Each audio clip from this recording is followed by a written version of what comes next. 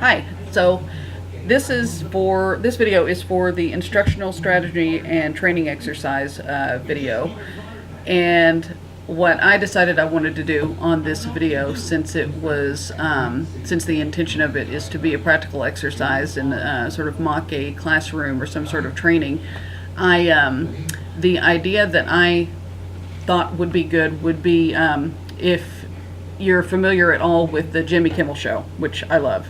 On Jimmy Kimmel's show, he has a segment. I can't remember the name. I don't know that they consistently always refer to it by the same name, but it's basically that Jimmy stays in the studio and he sends his cousin Sal out to be the reporter, and it's usually on Hollywood Boulevard. And what Sal does, there's he knows that there's sort of a question that he wants to ask random passersby on the street. And so Sal is out in the field, Jimmy is in the studio, in front of the audience, of course, and Sal goes out and asks questions, and sometimes they're sort of provocative questions or goofy or whatever. Anyway, it's very funny.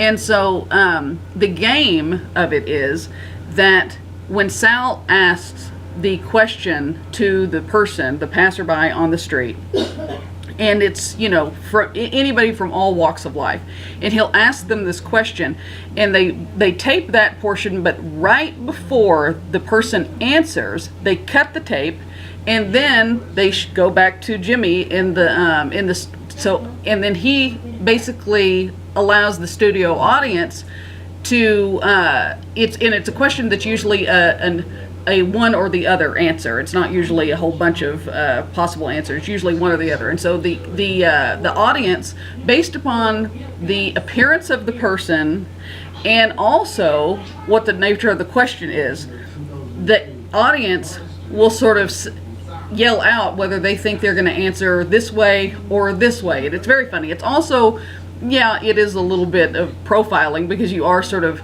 it's funny a lot of times because of, sometimes, like, for instance, if there was a person, if the question had something to do with smoking pot or something, and the person looked like they may engage in some of that behavior, the audience will answer a certain way. But then sometimes they'll totally surprise you, and you would not guess in a million years that this person would answer this question that way. Sometimes you wouldn't even guess that the person would answer the question, let alone answer it in a specific way. But anyway, that's the fun of the game. So what I wanted to do is sort of recreate that same game, and I want my students in the classroom to be Jimmy Kimmel's audience. I'm going to be basically, I guess I'm going to be Sal and Jimmy Kimmel, and then to recreate the person that is being asked the question, what I would do is do research on YouTube or what have you, and take a sampling of things that men and women have said. And they may also be provocative, or they may be more mundane, but anyway, take a good sampling of answers that men and women have given, and keep those answers, to myself. And then when I'm in front of my classroom, in front of the students or in front of the trainees, whatever, I want to repeat what had been said by the person that I researched and not reveal the gender identity.